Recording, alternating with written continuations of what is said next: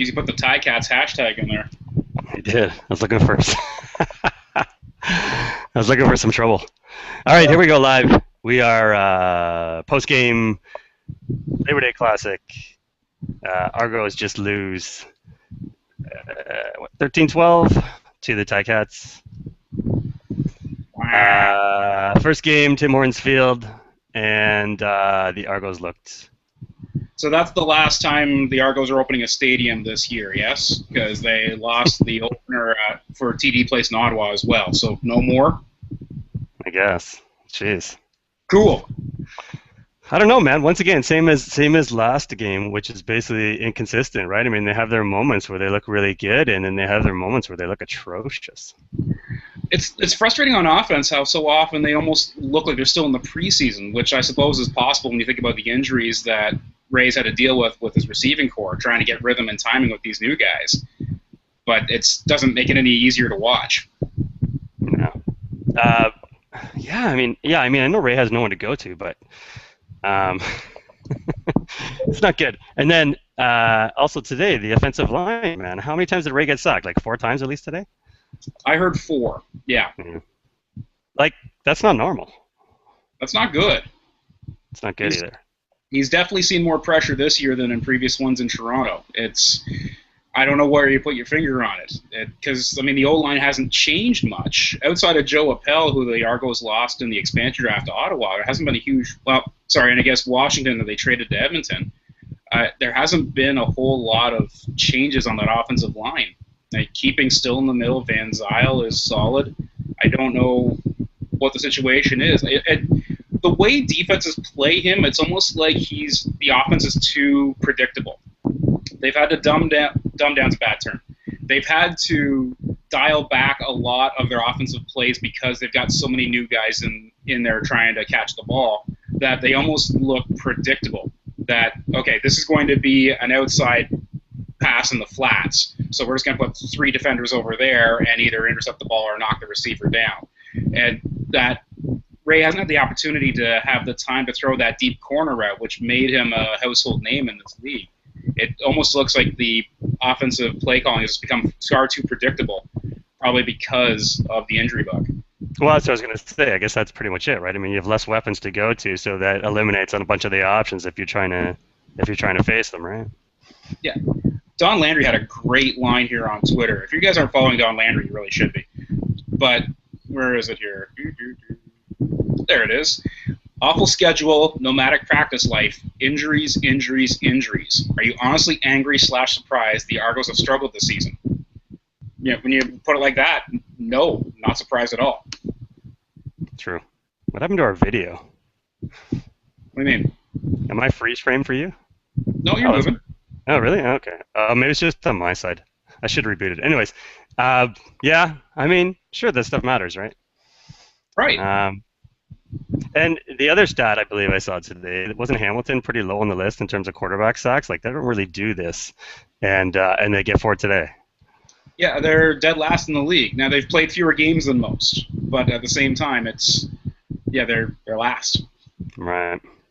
I'm going to what we talked about a little bit at the start of the last post-game chat, and where I was kind of sort of ranting a little bit about it. I was like, oh, geez, don't we have someone other than Bradwell to return the ball? and we're saying, you know where this is going. Careful what you wish for. Yeah, seriously, right? And like, we basically decided, like, yeah, at least he'll hang on to the ball, and he might give you, like, 5 yards, and he'll at least hang on to the ball, and hey, that's good. So today, sure enough, we switched it up. We had a guy, and we had somebody else. I can't remember. And I believe both fumbled, did they not? Yeah, repeatedly. There was a huge issue with ball control today. Yeah. So, and actually, that's when I posted the Turkish Bradwell eyes. I was kind of like, okay, I take it back. Let's just get Bradwell back. Anyways.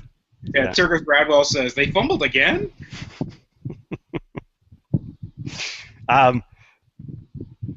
Yeah, fumbles. Okay, next one. Swayze. Jeez. Was that like the wind a huge part on that, or is that just him? Well, I guess the angling and all of that is him, right? But in terms of the distance? Absolutely. It looked like the wind was a serious factor in the kicking game. That difference between with and against the wind. But you hit the nail right on the hammer. That Swayze Waters just had some great accuracy there in that second quarter, first quarter. Yeah, it was pretty early. I mean, and that's that battle of field position that he can help you win. You just gotta get a couple points here and there. Jeez, yeah, I mean he had at least what probably in the first half. How many points were attributed to him? I mean, geez, did he almost get a touchdown himself? The one punt, I think they clocked at something like 72 yards. It was just a ridiculous number, and I think that you should get points for that in the TSN fantasy pool. Oh, that's right. I saw you tweet that. Points. I mean, you're addressing the defense and the special teams. Give us the points for that. But no, I'm going to get hosed on fumbles on punt returns. So who'd you pick today? Who'd you put in? Well, yeah, I had Swayze Waters, and I had the Argos defense and special teams as I recommended, along with Ricky Ray. I dressed Spencer Watt, but because by the time I had that in there, I didn't realize he wasn't playing today, so that hurt. Right. It'll take an absolute miracle for me to win this thing and get the BC. I'm like something like 20,000th place. It's not good. Somehow I got screwed out of an entire week. I don't know how that happened, because I promise you it was entered every week. All right. Collaros looked good, man. Or is that just other things going on? I mean, he looked good, right? Collaros did what he did for Toronto last year in terms of using his feet to keep plays alive. He's got a really strong arm. He's got some accuracy on the run. So he did what Zack Collaros does. This is what, as Argos fans, we're going to have to deal with for, the next 15 years or so, with him being in Ticat colors. That this guy is going to hurt a lot of people in the East and in this league as he gets better. And with a guy like Kent Austin as the coach, that's not gonna hurt at all. You're gonna see a lot of fire, and if some great accuracy. A guy's not gonna turn the ball over and make mistakes. He's only gonna get better from here. He's young, and it was a great move by Hamilton. And that Toronto would love to have kept him, but he was ready. He's clearly ready. So Jim, it's funny you mention Austin, because I did notice a lot of trustworthiness, dependability, reliability, all those things, that you get at Barrie Nissan. I noticed a lot of that stuff on the field today, so I don't know if you noticed.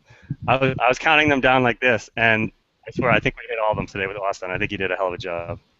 He did well for not being able to bring that whiteboard out on the field, because I think that's exclusively a coaching tool for practice and such, for film study.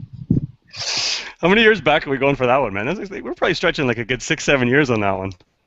Yeah, because since then he's won a Grey Cup as coach of the Rough Riders.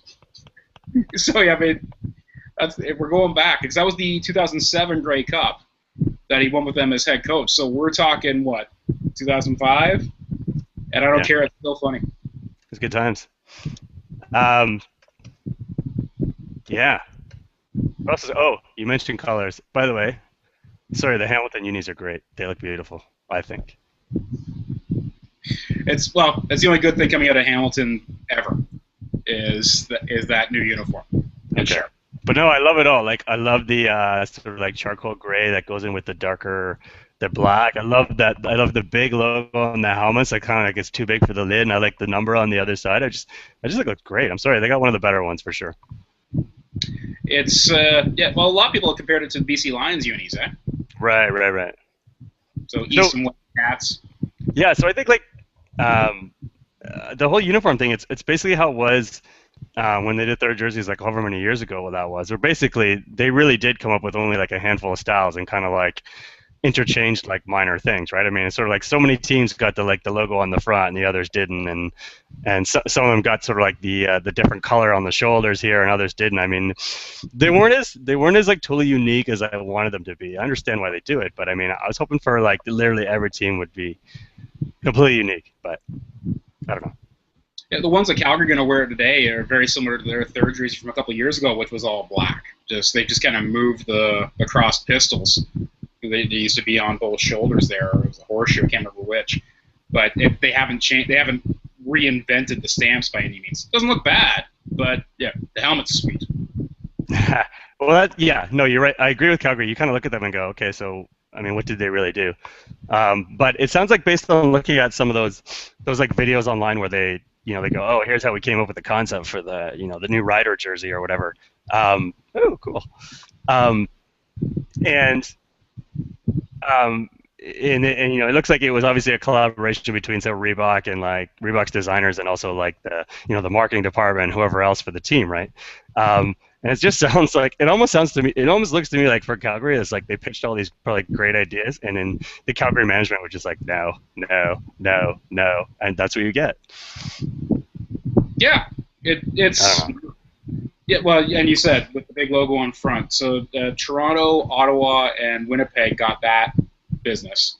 And the rumor is Edmonton's is like that too, but I don't know if I buy that. Now, I have heard that Edmonton's is supposed to be the worst. That's the ugliest by far of all the signature looks, according to some of the reports I've read. But then, then you go with Hamilton, BC, and Calgary getting the all black look. So then that leaves Saskatchewan and Edmonton for and Montreal, yeah. Montreal's a good. They're decent, yeah. I'm still seeing a lot of University of Oregon inspiration, but I mean it's tough not to, since I think Oregon's got 47 different uniforms. Right, I remember we dialed that up at the pub one day. True. So they pulled off the game. So they got the stadium done in time for at least 18,000 of 24,000 seats or something. So just barely. What was that last night about 9:30 that they said, yeah, hey, we got the permits. So what was the number one backup, did they say? I'm assuming Rogers Centre was not it. According to what I heard, yeah, Rogers Centre for Tuesday, if things fell through. Because so literally could have been announced last night at like 10 o'clock being, we're playing at Rogers Centre tomorrow. Well, no, there was Rogers needed to hear by Friday. So the Hamilton folk told Rogers Centre, I think it was late Thursday, no, we're not going to need you. And then there was a fire in the electrical room at Tim Hortons Field about a half hour, 40 minutes later. But yeah, they made it work. The thing was that they wouldn't be able to do McMaster again. McMaster can't handle the traffic that this thing was going to generate. You can't serve alcohol there because they're not licensed. Right. So there's no way they would be able to do it at McMaster again. So what's our record now, Argos? 3-6 or 3-7. Are we still number one in the East? Yes, they're up a game. Yay! On Hamilton and just Hamilton, I guess. Yeah. No, Hamilton and Montreal. Montreal's got 2 wins as well. So Hamilton, Montreal tied for second, with Toronto alone in first by a game. And what's the latest on Durie and Owens? I'm assuming next game, yeah?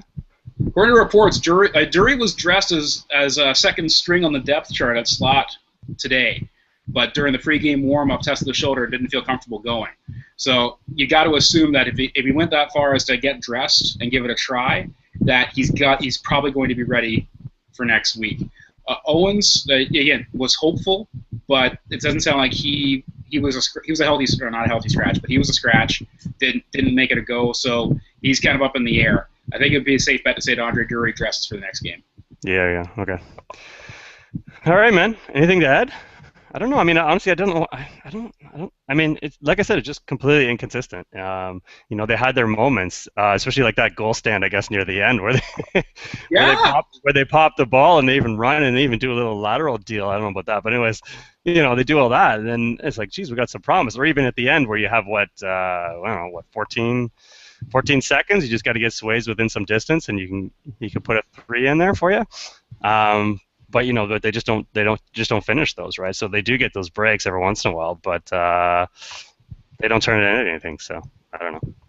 When you got any offense that's struggling like that, then field possession becomes a big deal, and the pressure gets more on the special teams and the defense, the other 2/3 of what you're doing as a team. And in terms of the punt coverage, fantastic. As we talked before, Swayze Waters pinning people deep, and the defense played a pretty good game. The challenge they had this week was turnovers. They couldn't hang on to the ball. One of those fundamental things, hang on to the ball. If you talk to any football expert, I'm not one of them, but if you talk to any football expert, they say the team that wins a turnover battle 99 times out of 100 wins the game. And I got a hunch if you took a look, Hamilton took the ball away from Toronto more than vice versa.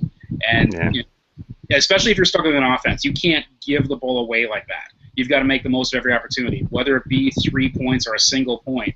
You've got to score on every drive if your offense is struggling. And their defense and special teams is going to give you that opportunity with better field position. You got to make the most of it. So that many drops, fumbles, turnovers, not a good scene.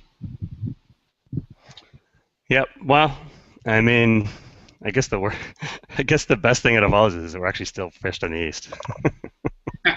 Amazing. It's pretty sad, but we are. I mean, it's not like. I mean, we're hurting, but we're not. It's not like we're in the basement. But I mean, it's still not great, obviously. So I don't know. The second half's going to be interesting, as it seems like most of the cross-conference play is over. So now you're going to see who can actually separate themselves from the rest of their division. As there's no such thing as a nothing game in this league, but now when you're playing against division rivals, you can actually get some spreads happening. So Toronto hopefully can get themselves healthy here in the second half and start putting some distance between themselves and the rest of the pack. Right. All right, man. Anything else about this game? Field looks sharp. I mean, I can't stand Hamilton, but you got to give a tip of the cap where it's due. The building looks pretty sharp, and that crowd gets loud, especially obviously for Labor Day. Decent looking field. Yeah, a little field envy right now between them and Ottawa. The fact that Toronto, the Argos are going to be. Is it 2018? They've got to be out of the Rogers Centre by. And, yeah, I think so. Yeah. And they can't even get a consistent place to practice, so that's not an ideal situation. So, but well, the practice field they have sorted out now, right? That's a guaranteed now to be at Downsview, I think, right? Downsview, okay, because I mean they've been up at York. Those portables finally burned down at U of T. So I mean it's that type of thing. It just makes me think, oh man, now what?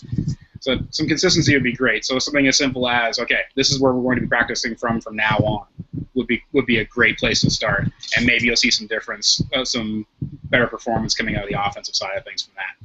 I'll rehash something that I think we talked about either at pre or post game at the pub, and I think I asked you this, and it was like, if you're a football player, do you love playing in Toronto because you know what? There's just so much to do beyond football, like.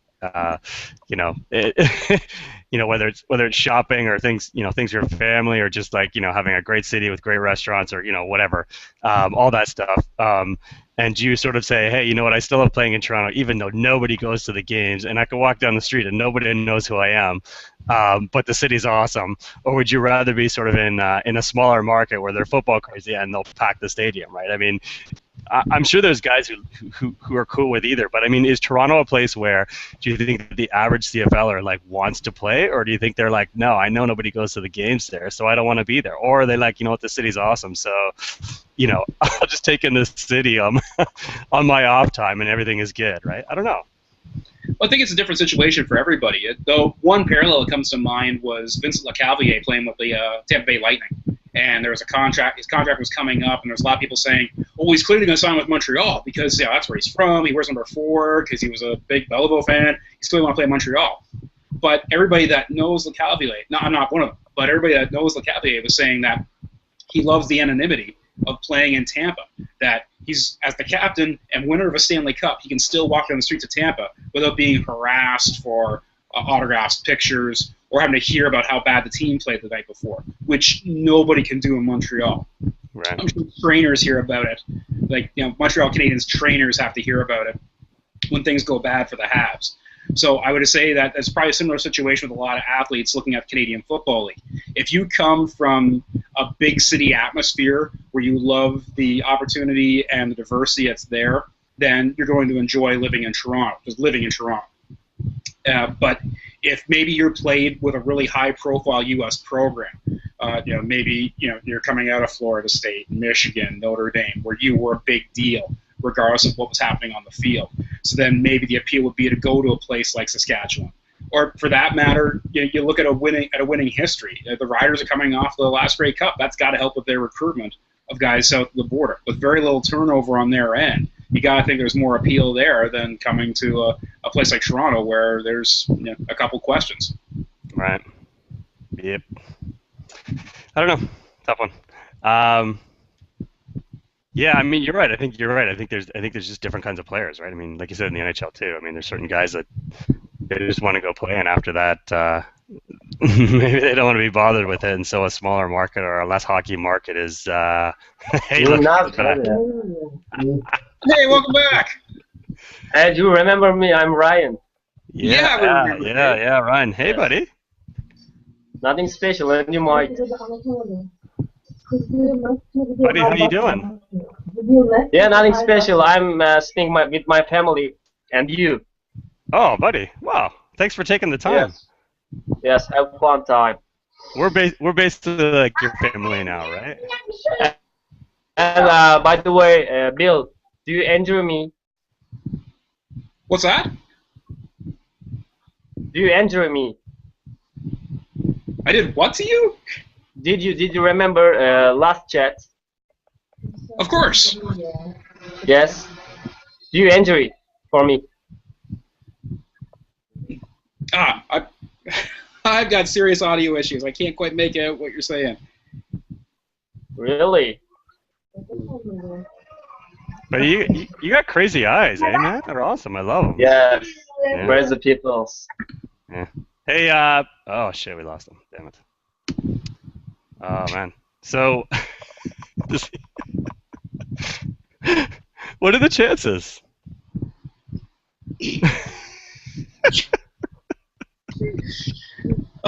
Turkish Bradwell says, surprise! See, Turkish Bradwell's gonna be on all the post-game chats. We just gotta chat long enough, and he eventually shows up. This is good. So basically, we can now pitch it that Turkish Bradwell will be on future chats. We can pitch it as a thing because he's consistent now. Yeah. I have no idea what he's trying to ask you. By the way, I have no idea. I've got nothing to add to that. All right. Anything else, Argo-wise? Well, the Argos Cheerleaders calendar is now in effect. It starts September 1st. Oh, okay. I didn't know that was the. I didn't know that's the way it worked. Okay. Yeah, I was. So who do we got for September, Jimmy? Show us. That is Stephanie. Oh, okay. September 2014. Yeah, we're rolling. Okay.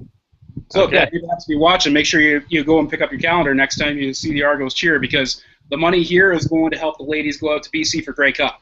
Oh, okay. That's where it goes. Cool. So yes, make sure you do that. Cool. All right. When are we on next? When's the? I don't pay attention enough to the schedule. Yeah, truth be told, I didn't look.